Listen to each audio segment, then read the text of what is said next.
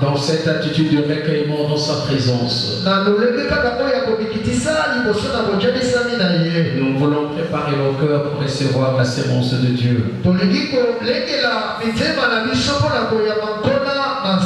Élevons nos voix, prions le Seigneur. Tu es venu en retard. Tu es venu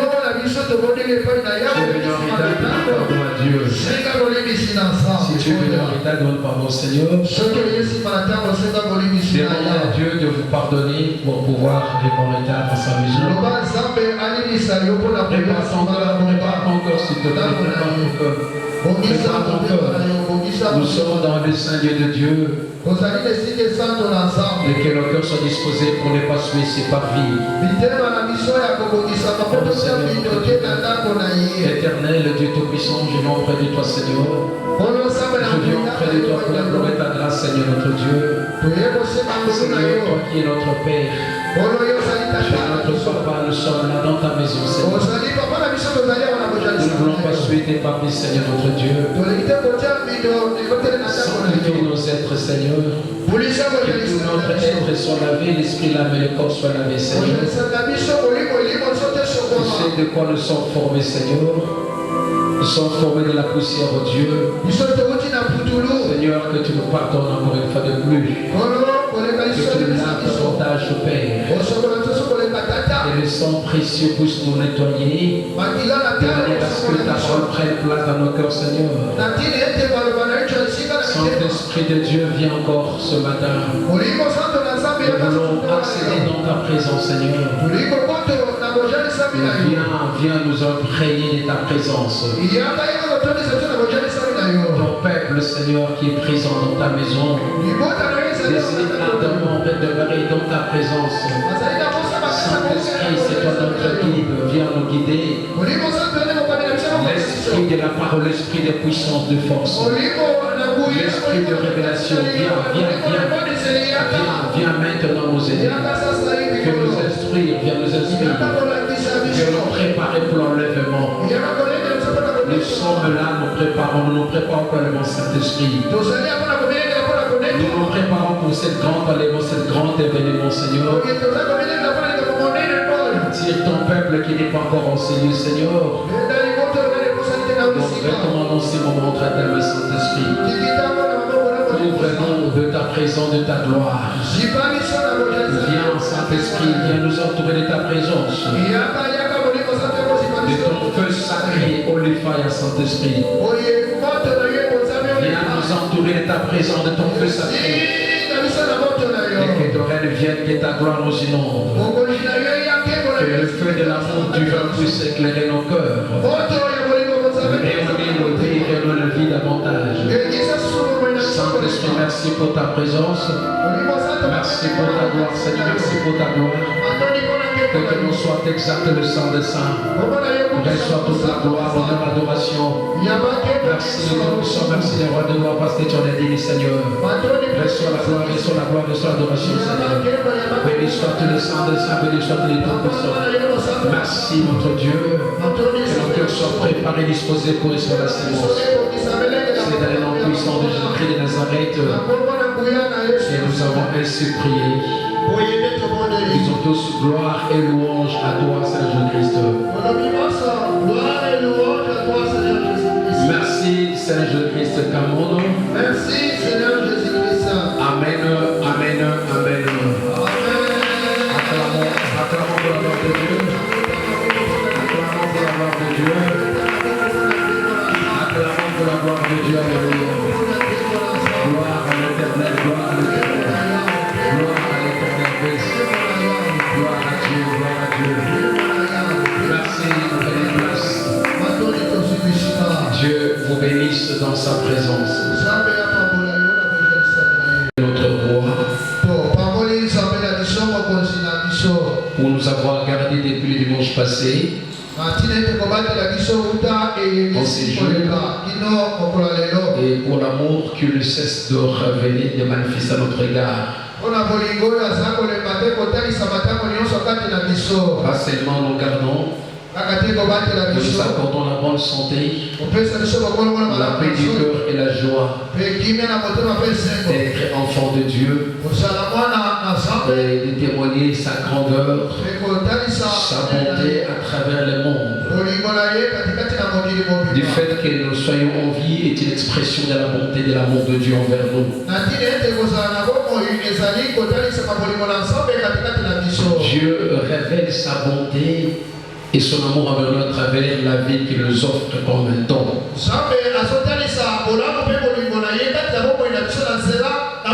Nous n'avons pas mérité, bien aimé le Seigneur, mais c'est Dieu qui nous l'a offerte. La vie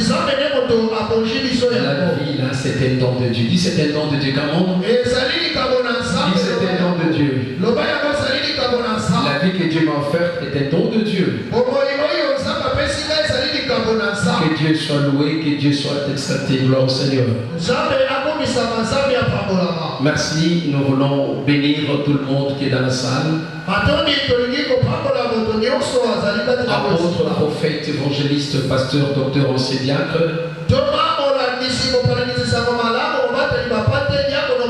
Et tous les membres engagés, ouvrières dans le Seigneur. Que Dieu vous comble de votre présence en ces lieux. Vous êtes le fruit de la bénédiction de Dieu. Vous êtes une race élie. Vous êtes un sacerdoce royal. Vous êtes une nation sainte. Un peuple que Dieu a racheté. Pour en faire annoncer son amour envers les autres. Voilà pourquoi ce matin nous sommes là dans sa présence pour le célébrer. Le premier jour de la semaine pour célébrer notre Dieu pour sa bonté. Nous bénissons tous nos frères qui nous suivent à travers notre YouTube dans le monde. Nos frères qui sont en France, et là nous voyons le pasteur Mayuba Nicolas avec son épouse qui sont à l'église. Centre international le Miracle. Et nous avons en Belgique le centre de la rédemption, centre chrétien de la rédemption. Centre chrétien de la rédemption. Et là avec le pasteur Serge Mamester. Et nous avons Méridi, l'église au niveau du Canada avec le pasteur Chepuku Boni et maman Deborah. Nous avons Boni Chepuku, maman Deborah. Et nous avons à Kentucky aux États-Unis le centre chrétien Calvaire avec le pasteur Malonda et maman Esther. Et accompagné de l'homme de Dieu, le docteur Zuzimena avec maman Colette. Et nous avons notre frère Dadi Kalama qui est au niveau du Brésil. Et nous avons également Da Silva Neves qui est aussi au Brésil. Nous saluons nos fils qui sont au niveau de l'Afrique du Sud. Nous avons là Elmena Eljonai et Mira Miracle.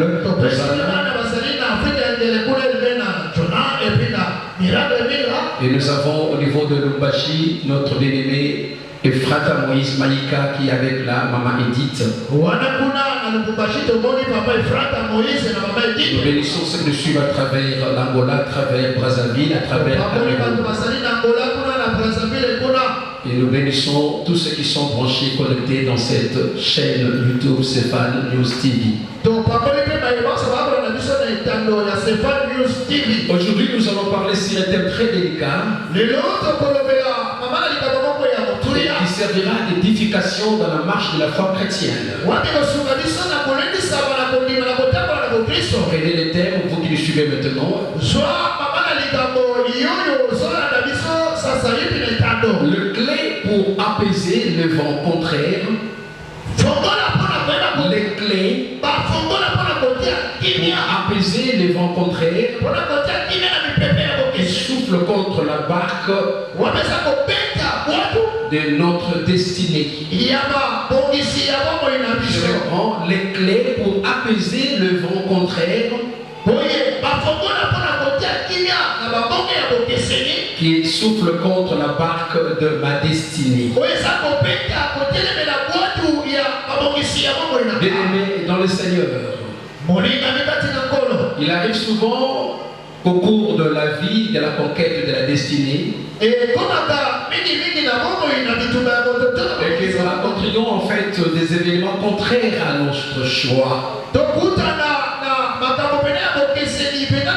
Des événements qui sont en fait indésirables, inconfortables, et qui sont imprévisibles, insouhaitables dans notre vie. Des événements qui des fois nous rendent très malades,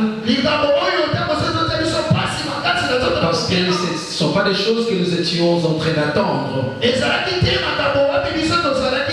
sont imprévisibles et qui influencent vraiment notre vie et notre destinée.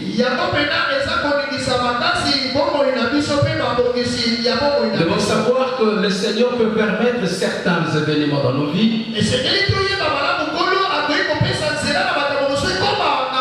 Ces événements qu'on peut appeler en fait les vents contraires.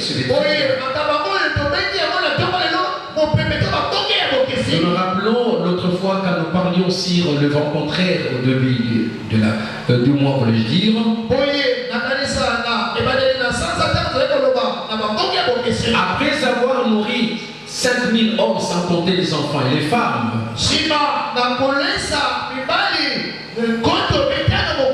le Seigneur a pris soin lui-même de libérer la foule qui était venue. Il s'est engagé comme un bon berger de prendre soin de cette foule. Et il va ordonner à ses disciples de traverser la mer. Il faisait déjà soir. En ces temps-là, il monta sur la montagne pour qu'il passa un temps dans la prière, dans la présence de Dieu,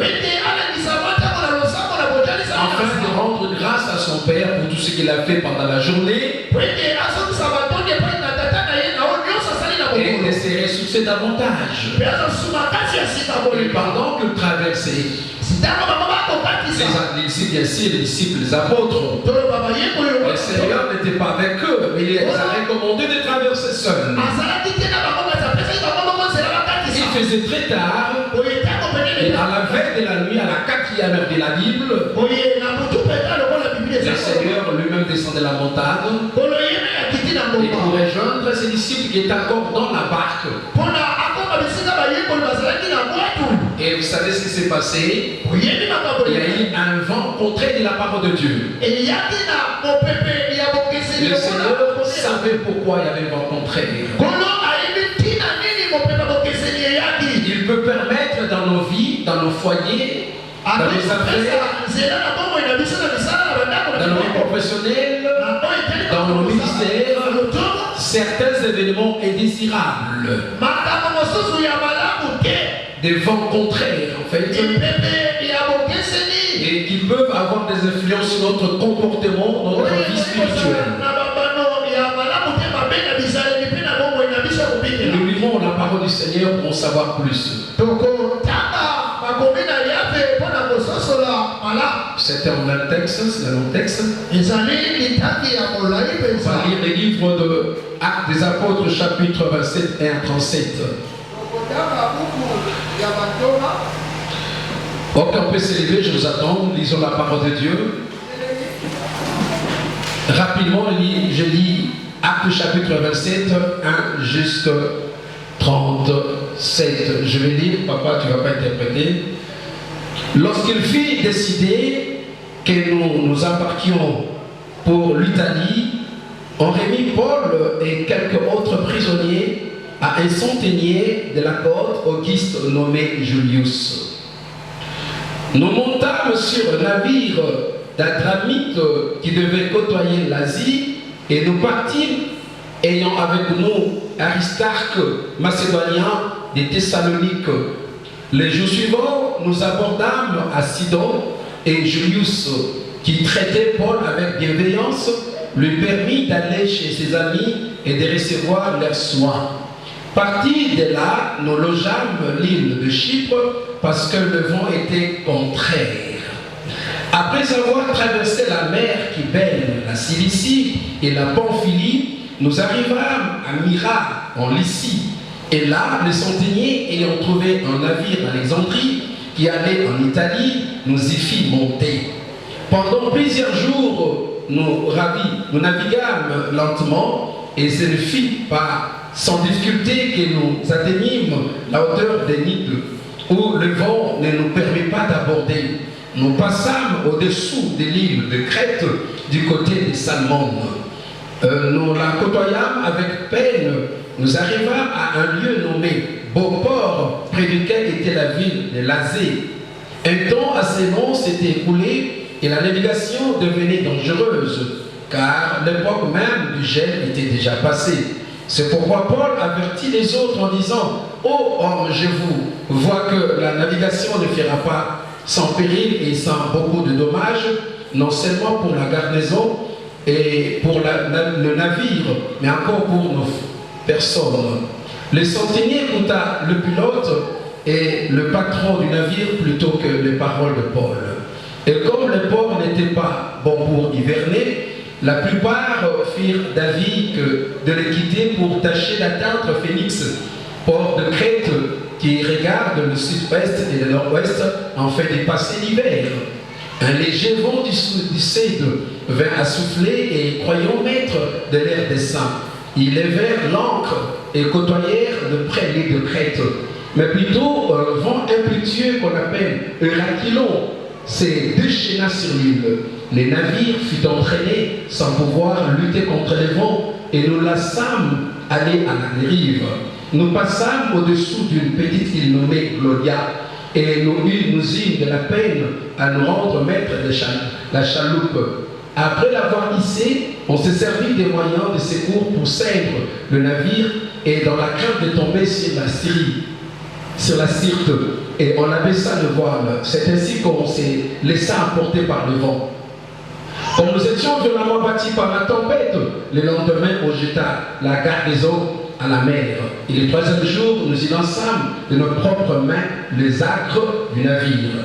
Les soleils et les étoiles ne parirent pas pendant plusieurs jours, et la tempête était si forte que nous perdîmes enfin toute espérance de nous sauver.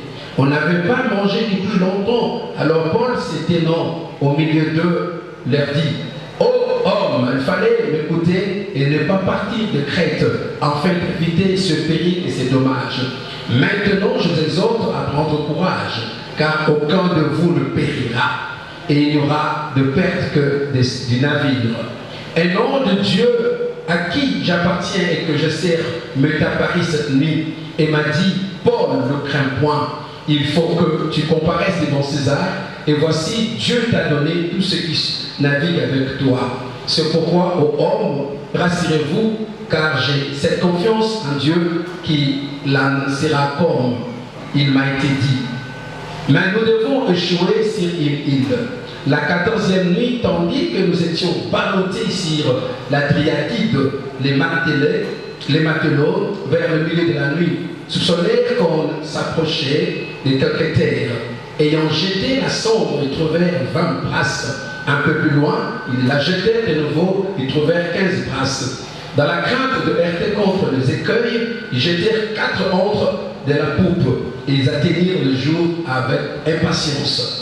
Mais comme le matelot cherchait à s'échapper du navire et mettait la chaloupe à la mer sous prétexte de jeter les acres de la poupe, Paul dit aux centeniers et aux soldats, « Si ces hommes ne restent pas dans le navire, vous ne pouvez être sauvés. » Alors les soldats coupèrent les cordes de la chaloupe et la laissèrent tomber. Avant que le jour parût, Paul exhorta tout le monde à prendre de la nourriture, disant, aujourd'hui, c'est aujourd'hui le 14e jour que vous êtes dans la tente et que vous persistez à vous abstenir de manger.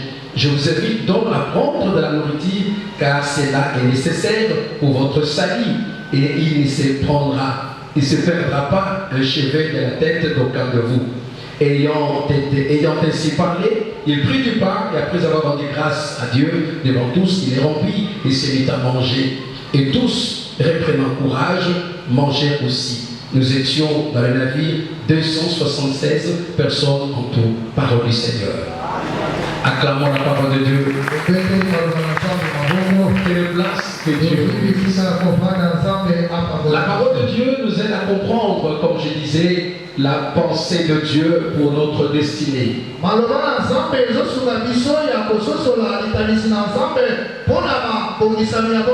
La destinée est un processus. C'est quelque chose qui est en fait acculé par plusieurs défis. Atteindre sa destinée n'est pas une mince affaire. Chacun de nous est fils ou fille de la destinée, c'est-à-dire dans chacun, Dieu a placé un agenda, un programme. Vous êtes un projet de Dieu. Vous êtes un agenda de Dieu. Dieu lui-même a initié ses projets en vous. Vous n'êtes que les détenteurs. Vous êtes que le vase, l'instrument dans lequel Dieu a placé son agenda, à travers lequel il va se manifester, pour que ce qu'il avait conçu depuis l'éternité soit réalisé en vous.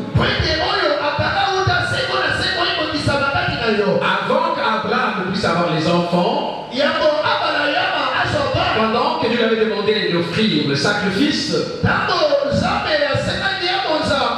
et là nous sommes déjà dans le livre de Genèse, chapitre 15. Il aurait fallu qu'Abraham puisse partager le sacrifice en moitié. Le chêne, le taureau, le génisse, le chèvre, et puis le oiseau. Et Abraham n'avait pas réellement observé ce qu'il lui avait recommandé de faire.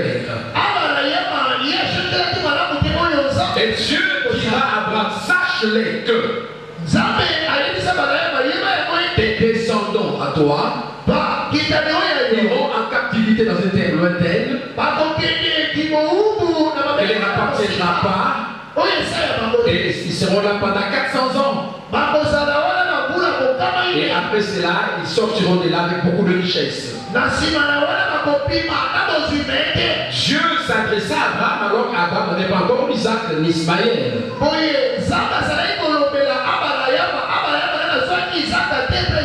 Et Dieu avait le projet d'Israël en Abraham. Dieu avait promis à Abraham, il a dit, je ferai de toi le père de la multitude. De toi sortira une grande nation. Toi, tu deviendras une grande nation. Dieu regarde Abraham, toi, tu deviendras une grande nation. Alors qu'Abraham n'avait même pas un enfant. Il avait 75 ans. Sa femme Sarah avait 65 ans. Sans enfant, mais Dieu regarde Abraham, dis-toi, tu deviendras une grande nation. Il y a des choses que Dieu voit en toi que personne ne voit encore. Le papa d'Abraham, qui s'appelait Térak, ne voyait rien d'Abraham. Quand Térak voyait son fils Abraham, à l'âge de 75 ans, il disait que son fils demeura stérile en fait. Mais quand Dieu regarde Abraham, toi tu deviendras une grande nation. J'aime la manière dont Dieu me regarde. Elle est tout à fait différente du regard de l'homme. Les hommes regardent, ne voient rien. La personne, rien en vous en fait. Il n'y a rien de bon en vous en fait. Mais quand Dieu regarde votre vie, il la regarde avec le regard de la destinée en fait. Il sait de quoi vous êtes formé. Il sait ce qu'il a en vous en fait. Quand les gens ne voient rien, Dieu voit quelque chose en vous. C'est lui qui a placé un pouce d'étoile. Même si personne ne la voit en fait. Et Dieu plus tard va parler à Abraham. Et on verra Israël qui arrivera plus tard. C'est pour dire en fait, Dieu est le maître de la destinée de chacun de nous. Il y a une destinée meilleure dans ta vie. Quelle que soit la réalité dont tu es en train de traverser. Tu vas traverser des réalités en fait inconfortables. Mais Dieu a promis en disant ceci, même si vous traversez les eaux, ce n'est pas submergé. Ça c'est très important. Les eaux représentent des événements dangereux.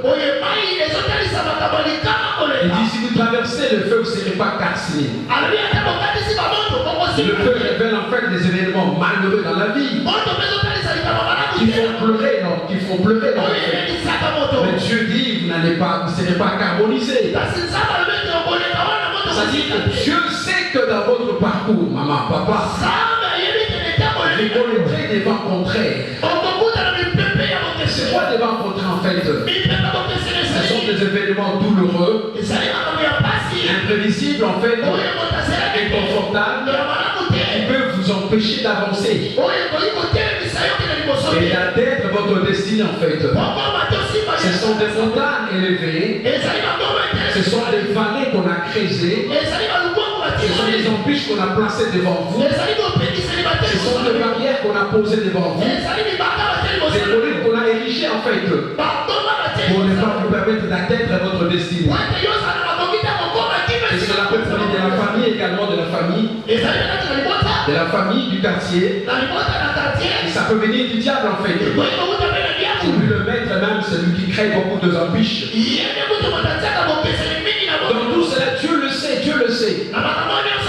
Les vents contraires symbolisent certaines réalités, situations inconfortables. Et qui peuvent détruire votre destinée en fait. Je m'en vais en fait vous relater quelque chose de très délicat, à savoir le caractéristique de vent contraire. Les caractéristiques de vent contraire, comment reconnaître que ce sont des vents contraires en fait? D'abord nous avons deux origines de vent contraire, des origines. Les vents contraires peuvent provenir de Dieu, la première source c'est Dieu. Deuxième source c'est le diable. Et dans tout cela en fait, comprenez quand le diable est en train de souffler sur votre barque, en fait c'est pour détruire la barque. C'est pour créer le péril dans les choses. La barque peut symboliser votre vie. C'est une barque de l'éternel. Peut symboliser votre foyer. Symboliser vos affaires. Votre église, votre ministère. Satan peut souffler un vent contraire. Quand tu vois une percée, il y a une montée. Il y a une certaine allure que vous prenez. Une montée dans votre vie. Un nouveau départ dans votre vie. Une décision ferme de faire servir Dieu. Il faut un engagement déterminé. Une consécration ferme. Alors il viendra mettre l'embûche. Il va souffler sur votre navire. La barque des disciples était en train de foncer pour atteindre notre bord. Mais le vent contraire les empêchait en fait. Ça soufflait, ça basculait le voile. Et bien la barque était en dérive. Je vous dis en fait, le diable sait, quand il souffle sur votre navire, sur votre barque, c'est pour vous empêcher d'aller très loin dans votre vie. Tu fais très bien. Le vent contraire en fait, un caractère destructeur, ça c'est un massacreur. Tu fais très bien. Lorsque le vent contraire souffle sur votre navire, sur votre barque, ce vent-là contraire vise détruire votre destinée. Détruire votre barque. Et ça c'est beaucoup trop dangereux. On a vu de barques, des navires fracassés par le vent. Fracassés, déchirés, dépiécés à cause de vent. Et tout le monde en péril en fait. Et la cargaison en péril. La cargaison, tout ce qui était là comme marchandises qui était là. Et même les gens qui étaient là, le passage. À cause de quoi? À cause de vent contraire. Ça détruit la vie. Je vais vous dire ceci. Quand le vent contraire souffle sur votre vie, faites très attention, frères et sœurs. Ne méprisez pas les vents contraires. Je vis des hommes de Dieu qui ont perdu leur vie à cause de vents contraires. Je vis des personnes mourir à cause simplement des vents contraires. Le vent dont on a cité ici, les vents qui avaient soufflé sur le navire de l'apôtre Paul, des centeniers.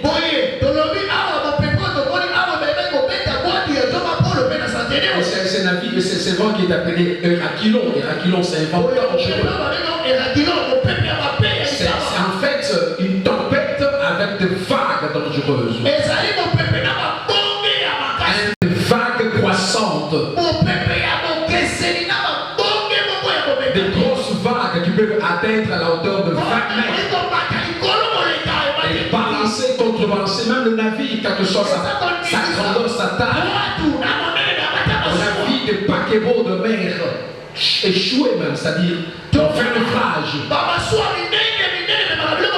cause de Hérakilon. Hérakilon, c'est vent. Un vent contraire impétueux qui soulève des grands navires de mer. C'est pour dire votre vie est comme un navire. Lorsqu'un vent contre souffle dans votre vie, vous devez être alerté d'avance. Ne soyez pas distrait quand le vent souffle dans votre vie. Quand vous sentez un vent contre souffle sur votre foyer, vous ne devez pas le laisser perdurer. Le temps que ça prendra sur votre foyer, dans votre foyer de vivre. Le temps que ça prendra dans vos affaires. Et ce vent peut ravager autant de choses. Vous devez déjà vous le réveiller pour mettre fin, en fait, apaiser cette tempête. Deuxième caractéristique rapidement, les vents contraires sont très résistants et très opposants à toute avancée et progrès. Très résistant et opposant à tout progrès et toute avancée dans votre vie. Je n'ai jamais vu une résistance comme la vague impétueuse appelée vent contraire. Un navire qui est dans la haute mer, à pleine vitesse, qui se voit stoppé par les tempêtes. Et là, en fait, le capitaine, le commandant ne sait plus quoi faire. Il doit s'opposer à la résistance. Et ça pourra en fait renverser le navire. Ça demande une sagesse, une stratégie technique en fait pour s'en sortir de ces situations. Comprenez que le vent contraire sont tellement résistants à la destinée. Et quand ça vous résiste, ça vous empêche de progresser. Ce que vous entreprendrez ne pourra plus avancer. Il y a aujourd'hui des personnes qui se sentent bloquées quelque part. Ça peut être dans le domaine ministériel, domaine professionnel, dans les affaires, dans la vie sociale, conjugale, dans la vie même de fiançailles en fait. Des fiançailles qui ne progressent pas. Ils ont fait 3-4 ans de fiançailles. Aujourd'hui ça marche bien, demain il y a cassure. Et dans tout cela ça prend du temps. Et donc vous ne comprenez pas qu'il y a des vents contraires dans vos fiançailles. Et que vous ne voyez pas des résistances sataniques. Il y a des miroirs qui sont derrière vos fiançailles. Derrière votre vie conjugale, vous ne sentez pas que ça ne marche pas. Satan ne veut pas que tu puisses avoir un mariage. Il veut te voir toujours rester célibataire. Dans le vœu veuvage, ce sont des vents contraires de votre destin conjugal. Comprends, mon frère, ma soeur, que dans votre vie, il y a des vents contraires par rapport à votre mariage. Et vous devez réellement résister, persister. Quand tu as résistance, il faut qu'il y ait la persistance maintenant. Pour que vous arriviez à apaiser ces vents et que vous avancez dans votre vie. Quatrième caractéristique, le vent contraire provoque des limitations dans la vie.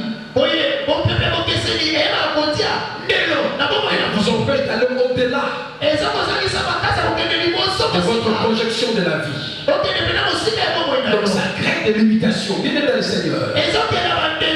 Le vent contraire mettra une ligne de débarcation pour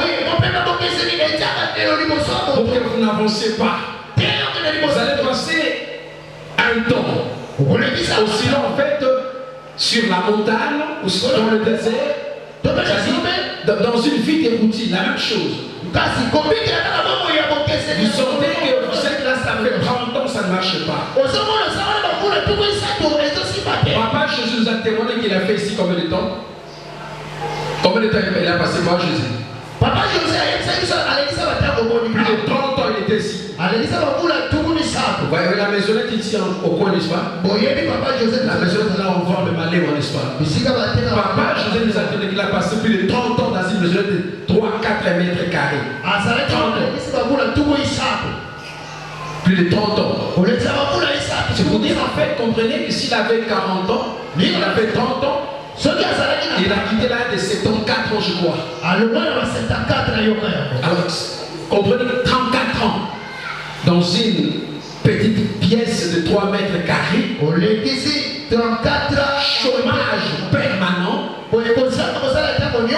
chômage permanent, parce que sa vie était butée à de vents contraires dangereux. Il empêchait, il mettait des limites sur sa destinée. Vivre un chômage déjà de 1 mois, c'est dangereux pour un couple. Mais maintenant, 20 ans de chômage pour un papa avec des enfants. Quelle misère. Il ne savait pas alors qu'il priait, Mais le diable s'est opposé à lui, la limite. Pas de salaire. Rien ne marchait dans sa vie. Jusqu'à ce qu'il a été, on a prié pour lui. Et il y a 2 hommes maintenant qu'il est sorti de là. Il est maintenant. Et il y a 2 mois passés, sa fille, n'est-ce pas, a trouvé le mariage, on a pris sa fille. Amen. C'est pour dire que Dieu a percé sa vie après plusieurs années. Le vent contraire compacte votre destinée. Vous avez des combats contre des vents impétueux. Des combats qui essaient de massacrer tous ceux qui ont destinés. Et vous devez vraiment combattre les bons combats. Parce que le vent pétillant est dangereux et fatal pour votre vie. Et ces vents contraires a le pouvoir d'entraîner votre vie, votre foyer dans l'échec vers l'échec. Et là, on a vu comment l'apôtre Paul, n'est-ce pas, vivait un moment très difficile dans sa vie. Et il a vécu des moments très dangereux, très douloureux après avoir été avec lui. Dieu lui avait demandé, mais s'il lui avait demandé qu'il puisse atteindre Rome pour aller témoigner devant l'empereur Auguste César.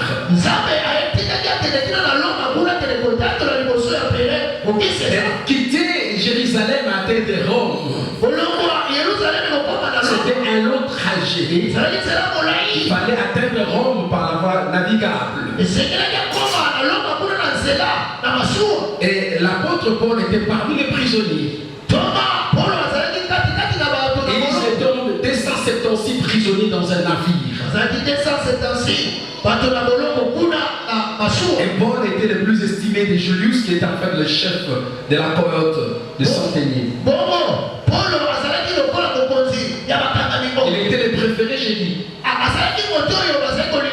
Les centeniers étaient là, Julius était là, et qui en fait le met, lui permettait en fait d'être plus à l'aise. Mais quand ils ont quitté Jérusalem, ils ont quitté Césarée, c'était la ville portuaire. Et là, ils ont quitté Césarée pour atteindre d'autres villes. En fait, l'histoire nous raconte ceci. Dans leur parcours, dans leur navigation, ils ont rencontré de vents contraires de la parole de Dieu. Dans le verset 4e, chapitre 27e, on dit: partir de là, nous le jammes l'île de Chypre. Voilà. Nous allons vers l'île de Chypre. Le peuple de Chypriote, le peuple de Chypre. Alors en fait, là, il y a eu déjà l'île de Chypre. Il y a eu un vin impétueux. C'est là, c'est pas l'océan, c'est la mer Méditerranée, c'est la géographie. En fait, ils étaient là, ils ont vécu un vent contraire. Et le navire a basculé en fait. Mais ils étaient là. Tout le monde avait désespéré. Parce qu'ils ont vu la dimension de vent Héraclon en fait. On dit que la navigation devenait dangereuse. Et c'était vraiment fatal pour le peuple qui était là. Mais dans tout cela, en fait, qu'est-ce qui est important? L'apôtre Paul s'est rassuré que Dieu était avec lui. C'est très important. Malgré la dangerosité de ces vents contraires, Paul a prié le Seigneur. On dit dans le verset 18e, comme nous étions violemment battus par la tempête. Et bien, qu'est-ce qu'ils ont fait le lendemain? Ils ont jeté la cargaison à la mer. Et c'était, ils ont perdu ce qu'ils avaient, tout ce qu'ils avaient. Et Paul a pris le courage de parler à l'auguste assemblée qui était là. Tout le monde était ébranlé. Parce que les vents contraires ébranlent la foi. Fait peur même l'homme. Et ils étaient découragés parce que la mort était devant eux. Maintenant, Paul dit ceci. Prenez courage, ne perdez pas courage. Car aucun de vous ne payera. Ça, c'était très important. Malgré la tempête, malgré les vents contraires, il dit personne ne périra. Aucun de vous ne périra. Aucun perdra même le geler sa tête. Pourquoi? Parce que Paul était avec son Dieu. Même si vous traversez le vent contraire, c'est mieux d'être avec son Dieu. C'est très important. Les 276 n'avaient pas un Dieu. Seul Paul avait un Dieu. Et celui qui va se lever devant la multitude, c'était sur l'église de David. Et il était là comme leur pasteur. Il les a prêché l'évangile de Jésus-Christ. Il dit ne crains point. Et Dieu est avec nous. Dieu est avec nous, personne ne périra. Je me te dis mon frère, ma soeur, malgré les vents contraires dans ta vie, dans ta destinée, le vent qui souffle dans ton foyer, les gens disent que c'est fini, ce foyer périra. Il y aura divorce cette année. Donc ces affaires périront cette année. Cette église fermera la porte cette année. Je voudrais te dire mon frère, ma soeur, personne ne périra. Tu ne perdras pas ton mariage malgré les combats. Tu ne perdras pas ton mariage malgré les combats. Tu ne perdras pas ton emploi malgré les combats. Le vent contraire va souffler dans ta vie jusqu'à ce qu'il finira à passer. C'est un étranger. C'est un ennemi étranger qui vient simplement vous booster la vie. Eh bien, il va passer, il va passer. Il va passer, il va passer. Il finira passer. Il finira passer. Ok, va contraire, reste éternellement. Tout va contraire, finit par passer. Même si ça traverse votre vie, votre famille, tant que vous resterez avec Dieu, vous ne tomberez jamais. Ne laissez pas les gens vous distraire. Oh non, cette année c'est fini. Cette année il partira. Tu ne partiras pas. Tu n'iras pas. Tu n'iras pas. Tu n'iras pas. Malgré les vents violents, malgré les vents contraires, malgré la maladie, malgré l'échec. L'échec c'est pas la fin du monde. C'est juste un résultat que tu as eu. Mais il y a aussi la victoire qui est devant toi. Les vents contraires peuvent arriver dans la vie. Sache que c'est juste une école de Dieu qui va en fait fertiliser votre vie. Rendre fertile, édifier votre vie. C'est pour frayer un chemin de la destinée. C'est aussi une opportunité que Dieu nous offre pour atteindre notre destinée. Gloire à l'Éternel. L'apôtre Paul a vécu cela. Et l'apôtre Paul, les 276 n'ont pas péri en fait. Et ils ont même accosté quelque part dans l'île de Malte où Paul en fait a été mordu par les serpents. Tout le monde a dit ah mais vraiment parce qu'il y avait l'hiver. Tout le monde ramassait les broussailles pour allumer le feu. Et le feu était allumé, tout le monde était autour du feu pour se réchauffer. Et Paul, voyant que le feu commençait à s'éteindre, lui aussi alla ramasser les broussailles. Et là, il ramassa les broussailles, en fait, il ne savait pas ce qu'il y avait à l'intérieur. Il a pris les broussailles et il ne savait pas quand il déposa les broussailles dans le feu. Alors qu'il y avait une vipère à l'intérieur de broussailles. Et la vipère a réagi sous la pression de la chaleur. Et il va en fait piquer Paul. Il va s'attacher à l'homme. Tout le monde a vu. Paul était mordu par la vipère en fait. La vipère a un venin très dangereux, vous savez cela. Et le jour dit, même la nature ne veut pas que vous puissiez vivre, l'apôtre Paul. Même la nature ne veut pas. Tu as survécu dans un grand danger comme cela. Maintenant que tu es là, il y a encore la morsure de serpent. Et les gens s'attendaient de voir sa main gonfler en fait. Les gens s'attendent à ce que votre vie soit détruite, c'est ça. C'est ça le monde. Hein? Les gens qui vous saluent, les gens qui vous sourient en fait, ne s'attendent pas à votre succès. Non, ne s'attendent pas à cela. Ils s'attendent à votre chèque. Voilà. C'est ça les guerres de l'homme. Les guerres de gens là qui disent que ah, c'est mon ami, ah, c'est mon frère, c'est ma soeur, c'est mon bien-aimé. Ah ouais. Et quand les choses vont bon train, ils ne sont pas d'accord. Mais quand ils ont vu Paul mordu par les serpents, la Bible s'attend à ce qu'il tombe, qu'il meure. Voilà. Les gens attendent votre mort, mais vous ne mourrez pas. Les gens attendent votre mort, votre chèque, mais vous ne choisissez pas. Je dis ceci, les gens attendent votre chèque. Les gens attendent votre chèque. Les gens attendent votre deuil, mais vous ne mourrez pas. Ils feront le contraire. Longtemps entendu en fait de la Bible. Ils attendaient voir Paul tomber, mourir. Ils ont vu que sa main n'était pas enflée. Et Paul continuait à parler, à prêcher la parole de Dieu.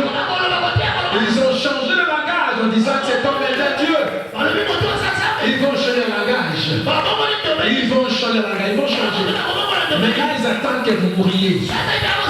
Paul lui-même s'était s'autodifié en fait. Il faut s'autodifier. Quand les gens commencent à vous combattre verbalement, gestuellement, avec des gestes en fait, gestes avec des gestes. Tu comprends les gestes, n'est-ce pas? Mais avec les gestes, hey, c'est fini. Donc tout cela en fait, laissez-les faire leurs gestes. Vous devez vous autodifier. Et ça marchera. Ne vous laissez pas porter par le outil des autres. Mon frère, ma soeur, tu veux réussir dans la vie en fait, et tu dois comprendre que tu es la seule personne à résister contre le vent contraire de votre vie.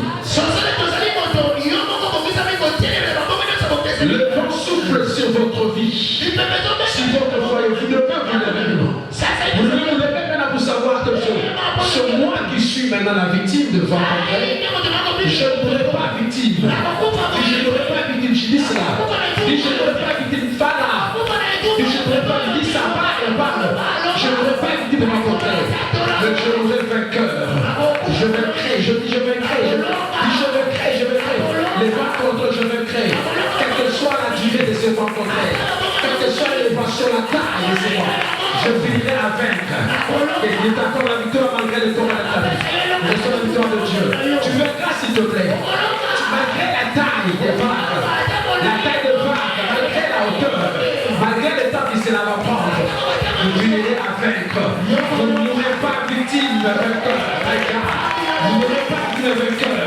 Parce que la race de vainqueur, la race de plus que vainqueur. Jésus-Christ a fait plus que vainqueur. Quelque chose va contre dans votre destinée, dans votre foyer, soyez bénis, que Dieu vous bénisse. Quel que soit le vent contraire dans votre foyer, vous ne perdrez pas votre mariage, vous ne perdrez pas vos fiançailles, vous ne perdrez pas votre emploi, ni votre ministère. Le ciel est avec vous. Le ciel tient avec vous. Paul a dit ceci: l'ange de mon Dieu est avec moi. Il savait que l'ange de Dieu est avec lui. Les gens n'ont pas vu cet ange. Il y a un ange autour de toi. Il y a un ange qui garde ta vie. Il y a un ange que Dieu a dépêché pour combattre pour ta vie. Gloire à l'Éternel. Alors je vois quelques clés, en fait, c'est très important. Quelques clés qui peuvent nous aider à braver ou à apaiser les tempêtes ou les vents contraires. On ne peut pas baisser le bras quand les tempêtes nous surgissent, en fait. On ne peut pas baisser le bras quand c'est le vent contraire. Nous, en tant que chrétiens, nous sommes stratèges. Nous sommes des stratèges, en fait. On doit utiliser les stratégies divines et physiques pour pouvoir braver les tempêtes satanico-diabolico. C'est très important. Alors, parmi les clés que je puis épingler sur le Saint-Esprit, la première clé, c'est laquelle, en fait? Savoir dominer et chasser la peur dans votre pensée, en ayant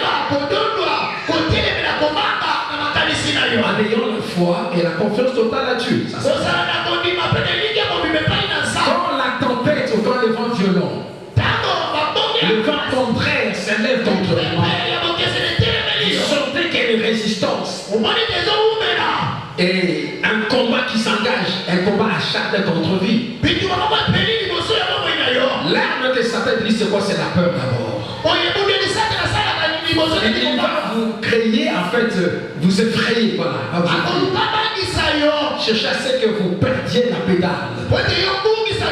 Mais quand vous sentez la tempête, ne soyez pas comme les apôtres. Alors que Christ était dans la barque, et ils ont eu peur quand ils ont eu la tempête. Et Pierre était devant Jésus, il marcha sur le seau de la mer. Mais il a eu peur encore. Pourquoi? C'est le manque de la foi, ça c'est dangereux. Écoutez ma soeur, quand tu sens les tempêtes, il y a des tempêtes, il y a des vents contraires dans votre vie, dans vos affaires, dans votre santé, vous sentez des vents contraires. Dans vos projets, vous sentez que ça ne marche pas. Il ne faut jamais dire que c'est fini, ça c'est fini. Ne jamais dire c'est fini. Ne jamais dire c'est fini. Ne jamais être un langage que c'est fini pour moi.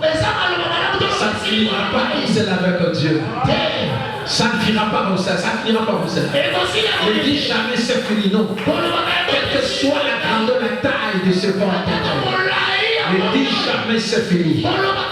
Mais vous devez savoir dominer et chasser la peur de votre vie. Satan cherchera à installer la peur dans votre vie, dans votre pensée. Pour mettre la peur, en fait, vous soyez déstabilisé. Vous devez déjà commencer à prendre l'autorité sur la peur dans votre vie. La peur dans votre pensée. Que ce qui m'arrive passera. Vous Et ce que ma vie passera. Et ne va pas influencer ma destinée. Vous devrez avoir ce langage-là. Le mal qui m'arrive là, ça passera. La maladie, ça passera. Oh, on va chercher de l'emploi, ça passera. La session passera. L'événement passera. Ça passera. Tu dois déjà dominer la peur. Ne laissez jamais la peur s'installer dans votre pensée. Parce que la peur est une arme stratégique du diable pour ébranler la foi du chrétien. Et quand vous allez dominer sur la peur et chasser la peur, de faire recours à la foi, c'est très important. La confiance totale à Dieu. C'est que les apôtres avaient manqué la foi et la confiance totale à Dieu. 1 Pierre 5, 9. Et vous devez savoir résister avec la foi ferme. Et ne pas crier c'est fini pour ma vie.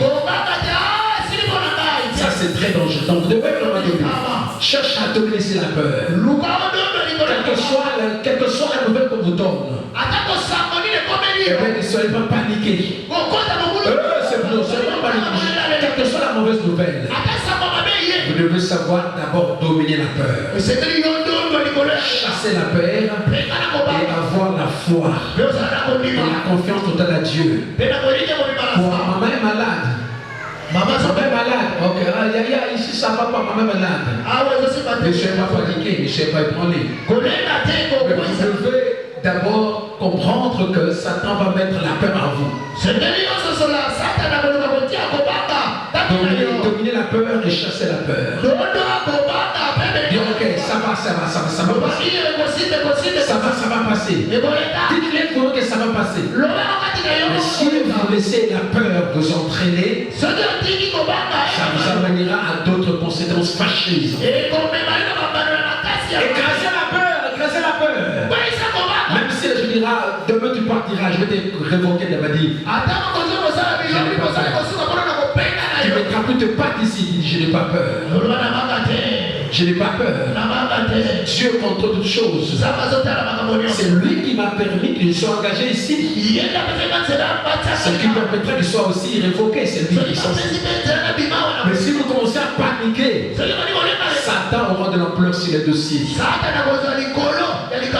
Deuxième clé en fait, vous devez reconnaître que le Dieu qui vit en vous est le maître et le Seigneur au-dessus de tous les vents contraires. Gloire au Seigneur.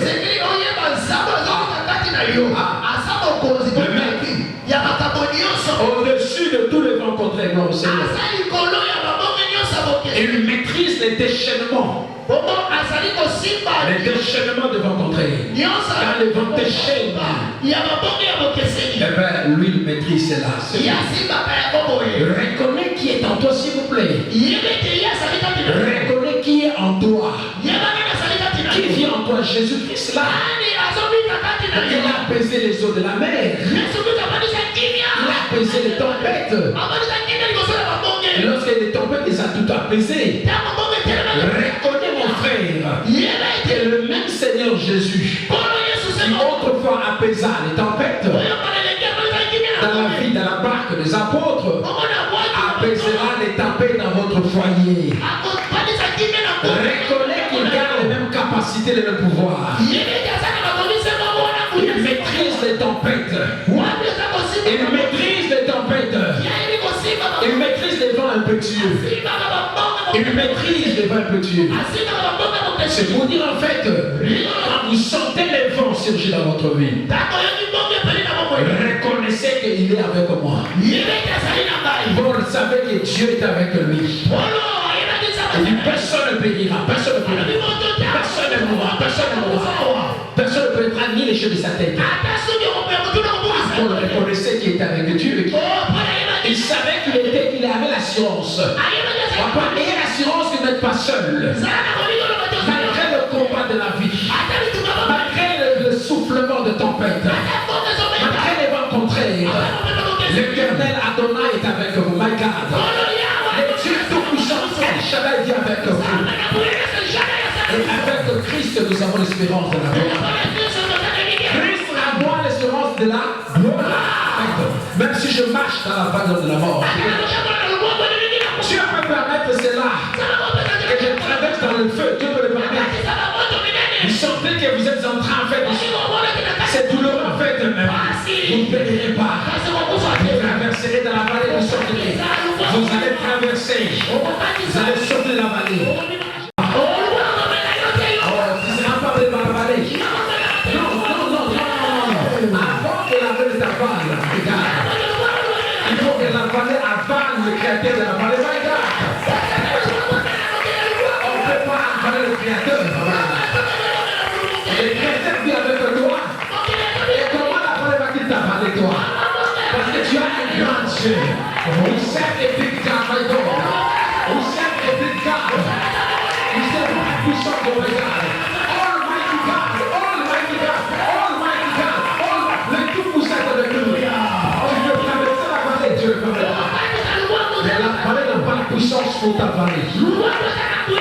Reconnais qui vient avec toi, papa. L'Église a dit, ce n'est pas vallée dans la vallée. Quand nous traversons la vallée de avec nous, il prend contrôle. Il prend contrôle. Il fait sur nous. Il fait sortir sûrement et lentement de la vallée. Quel que soit le temps que cela a pris, il nous fera sortir de la vallée. Nous sortirons libres et vainqueurs dans la joie. Même si ton foyer a connu la vallée, ton foyer a connu la vallée, même si ça a pris autant d'années, sache que ton foyer ne finira pas dans la vallée. J'étais en train de faire un témoignage qui étudiera le monde entier, qui étudiera le monde entier. Reste fidèle à Dieu dans la vallée. Reste avec Dieu dans la vallée. Fais confiance à Dieu. Que tu ne mourras pas dans la vallée de la. Le Dieu tout-puissant ne te laissera pas avaler par la vallée. À la main ne saisira pas la main. Gloire à l'Éternel. Troisième clé. Cherchez à dépendre de Dieu et à suivre ses directives. Gloire au Seigneur. Ça c'est très important. Lorsque vous sentez les vents contraires, troisième clé, c'est chercher à dépendre de Dieu. Comme la femme dépend de son mari, comme l'esclave dépend de son maître, le chrétien dépend du Seigneur. Le Seigneur, c'est notre maître, nous sommes esclaves. Et là, c'est très important que quand il y a des vents contraires, nous restions dépendants de lui. C'est lui qui va gérer les vents contraires. Quand tu diras, faites ceci, faites-le. Vous vous rappelez en fait le jour de la fête de Cana. Fête de mariage. Nous sommes dans Jean chapitre 2e. Il n'y avait plus de vin, dit la parole de Dieu. Et Maman Marie viendra avec son fils pour dire, il n'y a plus de vin. Mais quelle relation avait le Seigneur avec le mari?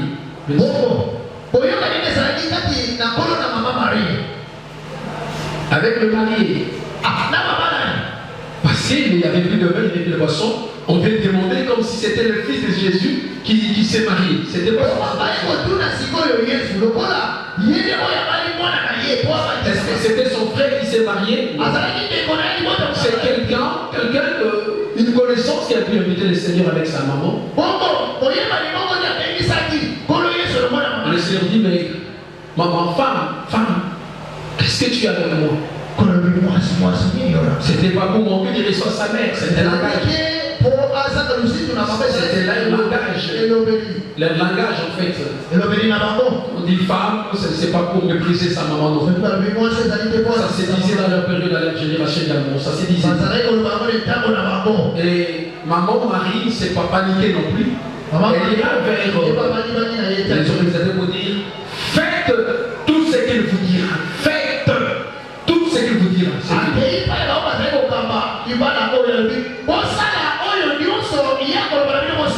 la fête atteint sa sublimité, en fait, sa sommité. Et la gloire était dans la fête du cœur. Vous savez, quand la portion termine à la fête, comment la fête devient amère. Hein? C'est là où la belle famille commence à crier, mais où est la boisson, la boisson. Et là, c'est en fait un vent contraire par rapport au programme, même au programme de mariée. Mais Marie a dit à l'organisateur, n'est-ce pas? Marie a dit à l'organisateur, faites ce qu'il vous dira, c'est fini. Et le Seigneur dira, prenez de l'eau, mettez dans le touc là. Remplissez le touc là. Remplissez les vases là. Remplissez le char, le vase. Ils en ont rempli en fait. Et en fait dit, partager. C'est lui qui avait mis de l'eau, ça c'était de l'eau. C'est de l'eau qui était. Et Christ dit maintenant, servez les gens.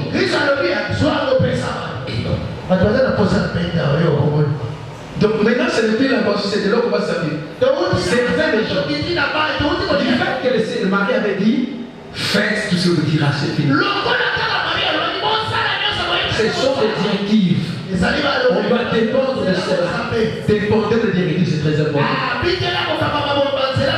Mais t'es remplissé de l'eau, ils en ont rempli. Ils avaient obéi, ils sont deuxième, servez les gens. Ils devaient obéir. Ils avaient commencé déjà à obéir.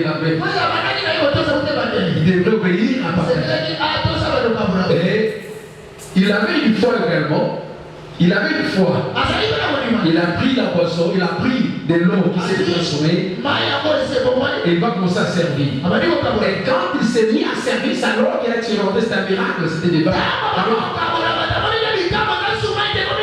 Et c'était l'eau qu'il avait vu changer en vin maintenant. Voilà.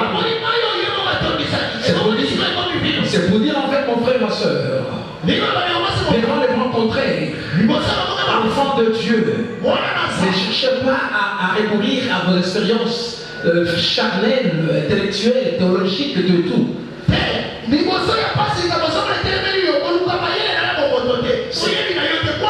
C'est le temps maintenant de dire, Seigneur, qu'est-ce que je peux faire? Seigneur, que dois-je faire pour m'en sortir? Dieu aime ça, de fois Dieu aime ça. Hein? Que vous dépendez de lui, c'est très important. Ne cherchez pas des solutions de vous-même, ça vous allez échouer. Vous allez toucher à la magie, vous allez toucher au religieux. Parce que le diable est tellement acharné aujourd'hui pour détruire l'humanité. Attention, c'est la voix de Dieu vous aidera. Psaume 119, verset 130. La révélation de sa parole est claire et dans l'intelligence au simple. Elle est claire également, dans l'intelligence simple. Et c'est très important. Vous avez besoin d'avoir la lumière de Dieu. La lumière de Dieu vous aidera à sortir du ténèbre. Vous ne mourrez pas dans le ténèbre du diable. Vous en sortirez dans les languissants de Jésus. La révélation est la clé par excellence qui vous aidera. J'aime la révélation de Dieu. J'aime que Dieu me parle. J'aime que Dieu m'oriente. Quand Dieu parle, ça ne rate jamais. La révélation ne chute jamais. Apôtre, prophète, évangéliste, pasteur, docteur, ancien diable, papa, maman, homme d'affaires, politicien, vous avez besoin de révélation de Dieu. Pour braver réellement le vent contraire. Vous politiciens qui échouez dans votre politique, homme d'affaires, vous qui échouez dans vos affaires, vous avez besoin de connaître réellement quelles sont les voies de Dieu. Quelles sont les voies de Dieu du Seigneur. Quatrième clé, rapidement. Il faut savoir exercer le pouvoir spirituel que vous avez reçu de la part du Seigneur.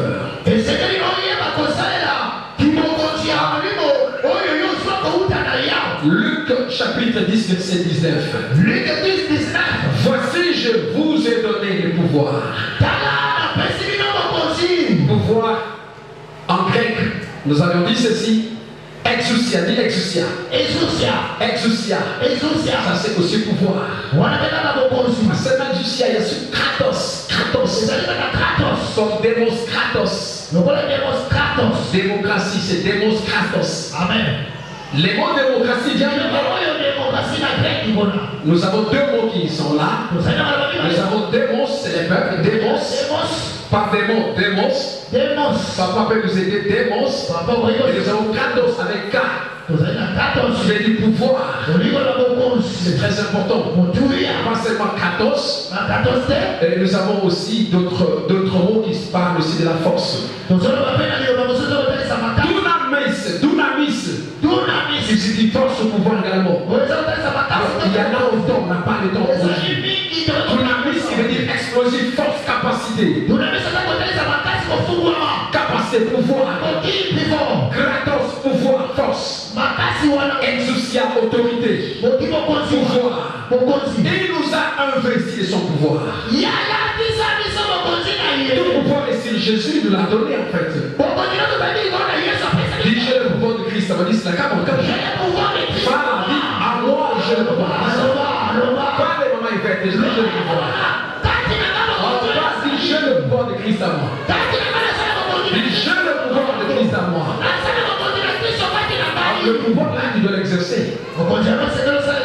Tu dois l'exercer en fait. Quand vous sentez qu'il y a des vents contraires, vous devez parler, ordonner, commande. Le pouvoir donne le commandement. Celui qui a le pouvoir a le commandement. Ordonne. Je te menace, tais-toi.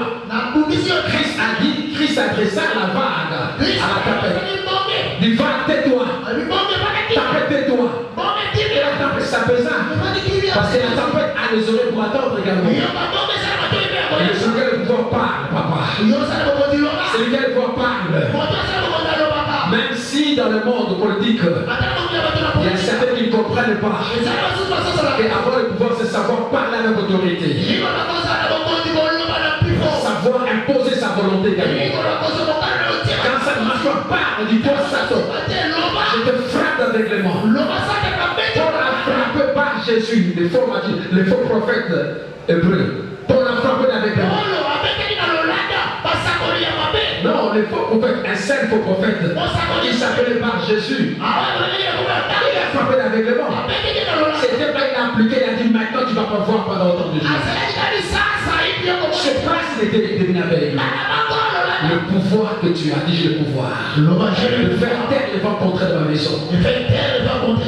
Tu sens les vents contraires dans ton foyer, lève-toi.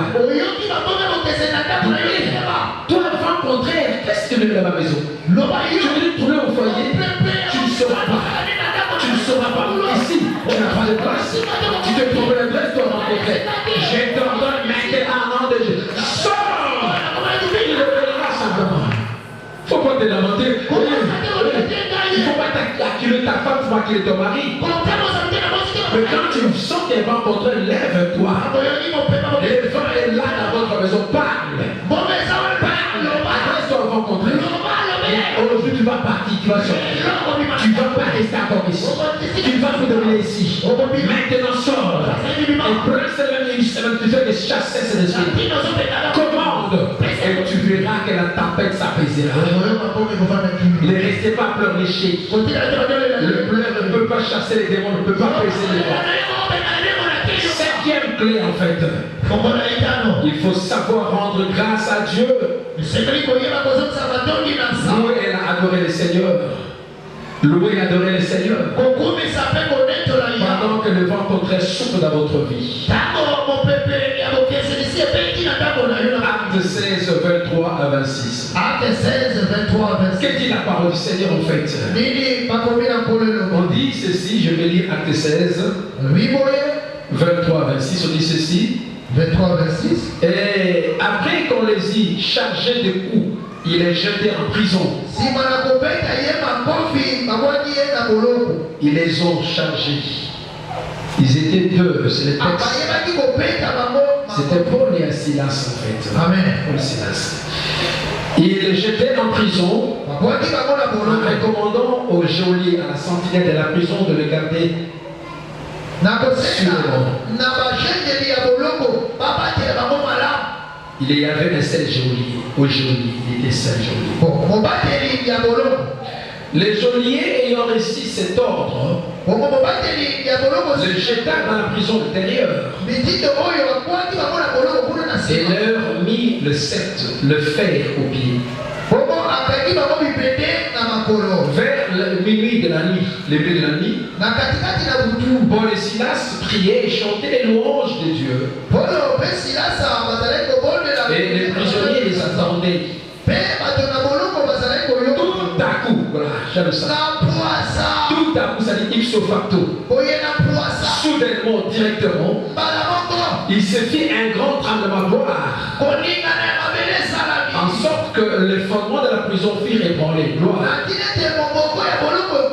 On dit au même instant, gloire, ciel, ça, au même instant.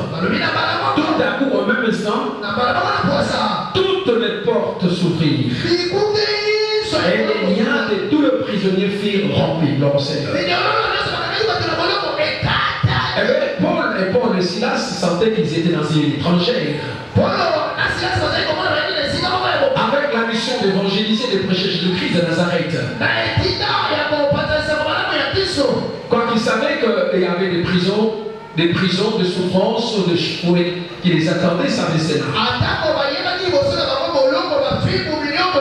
Ils ne s'attendaient pas ici, mais ils ne s'attendaient pas ici. Ici, ils savaient que c'était pour prêcher l'évangile en fait. À cause du fait qu'ils avaient détruit, libéré une femme python qui avait l'esprit de python de parler de la part des esprits de python, du diable.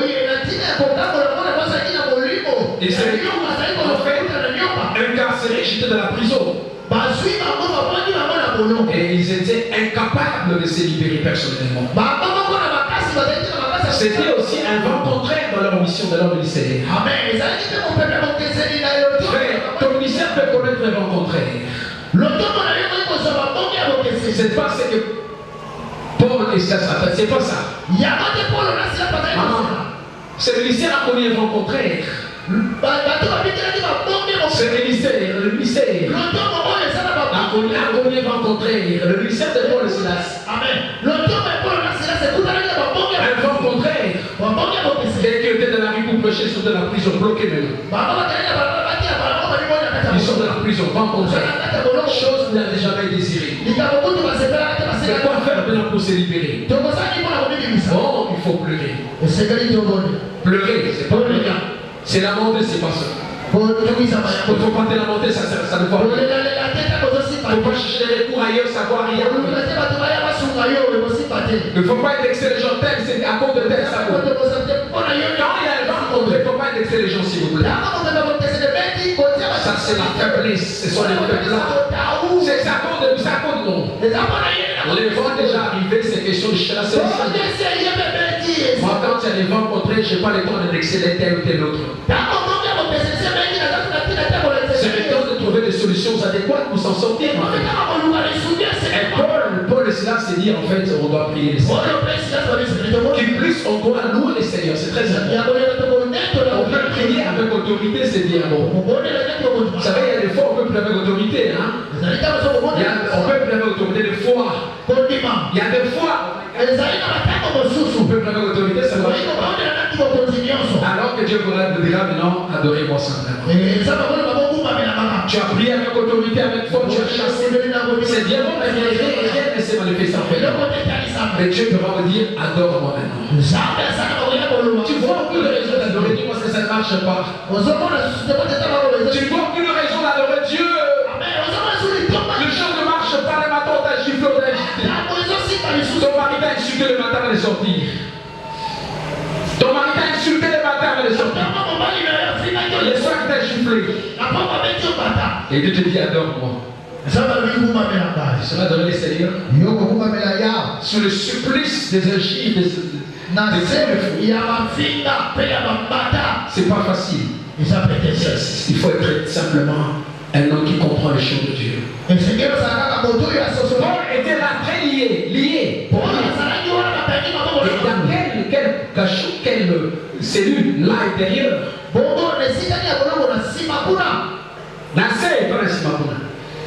Et là, en fait, avec des chaînes. Et c'est pas des chaînes pour vous cajoler sur les chaînes qui font très mal, en fait. Ça te fait très mal, ça te resserre. Mais dans la douleur, Dieu dit adore-moi. Rien ne va. C'est moi de demander l'oreiller. Préavisé. Et Dieu dit adore-moi. Adore-moi. Il ne faut même pas vous opposer à cela. Il ne faut pas vous opposer à cela. Quand le vague se lève, quand le vent contre se lève, et que vous adorez le Seigneur, commencez à louer Dieu. Louer Dieu veut dire ça pour reconnaître qui est Dieu. C'est glorifier Dieu par rapport à ce qu'il est. Il est le Dieu tout-puissant, le Dieu plein de bonté, riche en amour. Et commence à adorer ce Dieu-là. Il aime ça, il aime ça. Il aime qu'on l'adore. Commence à louer Dieu devant les difficultés de votre vie. Commence à clamer le Seigneur. C'est-à-dire, oh, il acclame le Seigneur, c'est pas possible. Il fallait qu'il insulte Dieu, qu'il tue les mais qu'il n'ait pas votre assemblée comme c'est la couche de sa tête. Ça ne marche pas. Tu n'as pas de l'argent pour le loyer. On te chasse, mais là il faut fuir l'église. Et tu as le prendre le foyer, il faut quitter l'église. C'est pas ça. Non, acclame le Seigneur. Va dans la police, acclame Dieu. Là où personne ne te voit, acclame le Seigneur. Adore Dieu. Même si les gens voudront dire, même si les gens pourront dire calomnier, diffamer, toi adore Dieu. Il faut attendre que tu adores ton Dieu. Les prisonniers attendaient que Paul et Silas, ils attendaient, ils écoutaient. Ils disaient, ah, ce sont les farceurs, les juifs, les farceurs. Mais ça ne fait pas le pacte de l'adoration, la louange. Pendant qu'il y avait les rencontrés, pendant qu'ils adoraient Dieu, la Bible dit les fondements de la prison. La Bible dit les fondements de la prison. Les fondements de la prison. C'est brûlé, les fondements c'est brûlé. Tous ces fondements se brûlent en fait. Et les portes s'ouvrir. C'est pour dire, et les liens, trois repartent. Les fondements s'effondrèrent. Les liens furent rompus. Et les portes furent ouvertes. Parce qu'ils avaient adoré le Seigneur. Je voudrais te dire, mon frère, ma soeur, pendant le vent contraire, ton adoration aura une autre dimension. Ça va faire taire le monde infernal. My God. Ça va faire taire la puissance infernale. Ça va chasser les démons, les esprits là. Ils se sont accaparés de votre couple, de vos affaires, de votre finance, de tout ce que vous entreprenez autrefois. Ces démons finiront à partir. Parce que Dieu enverra son ange pour les chasser. Car vous allez penser dans le Seigneur. Dieu enverra son ange. Et cet ange chassera les démons là qui vous écrasent. Et les portes s'ouvriront dans votre vie. Même si elles étaient comme ça fait 20 ans dans votre vie. Je vais donc vous dire que votre louange adoration finiront à vous faire ouvrir toutes les portes. Les portes finiront dans votre vie. Elles s'ouvriront. Elles seront dans votre vie. Certainement, Dieu sera avec vous. La dernière clé pour aujourd'hui, en fait, c'est le pouvoir des offrandes sacrificielles pendant le vent contraire. Pendant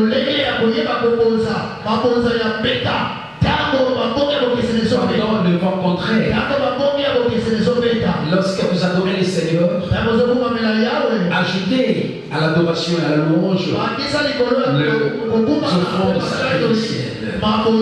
Je vais lire quelques 3 versets ou 4 qui pourront nous aider simplement. Je suis dans 2 Samuel 24, 12 à 25. Je vais prendre quelques versets, je vais sauter. Gloire au Seigneur. Le lendemain, 11, quand David se leva, la parole de l'Éternel fut ainsi adressée à Gad, le prophète, le voyant de David. Va dire à David, ainsi par l'Éternel, je te propose 3 fléaux, fais-en un et je t'en frapperai.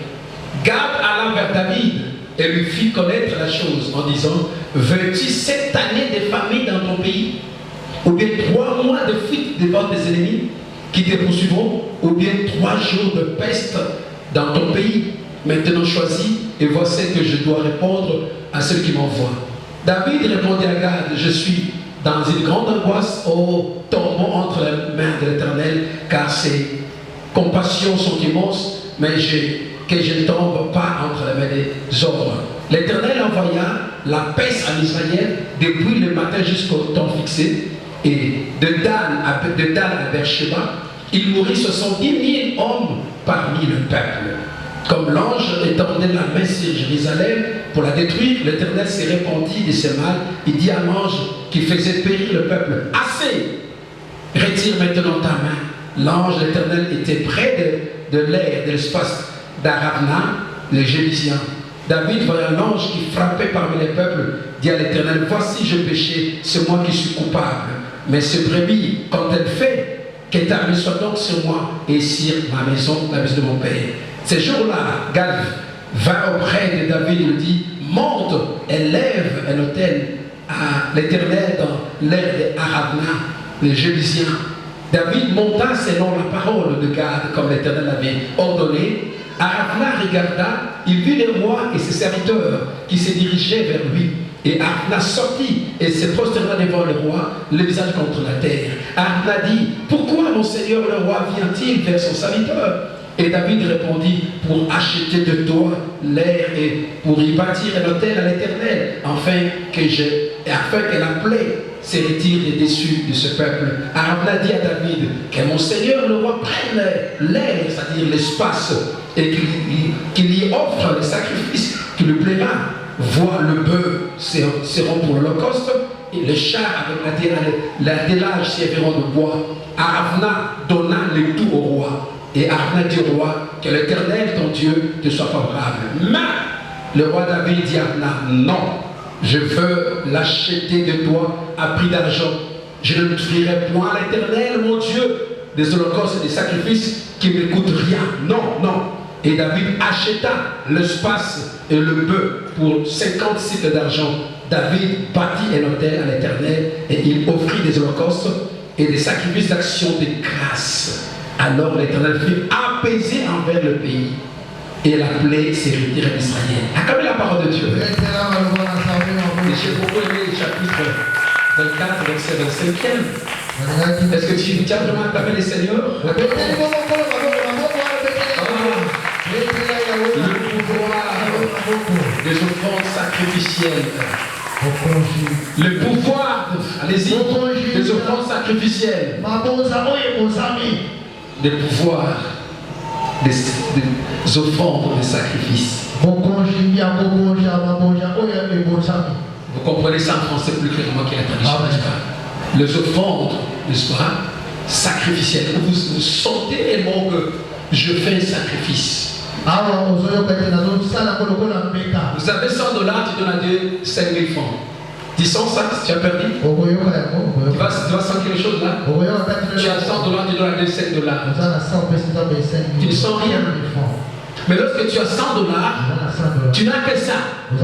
Tu peux donner à Dieu le 100 ou le $90. Tu sentras, oui, j'ai dépensé. C'est un sacrifice. Et là, dans l'histoire, c'est en fait, David avait commis un péché. Il avait fait un dénombrement, le recensement de la population, chose qu'il avait interdite. Et Dieu a proposé 3 fléaux à David. 3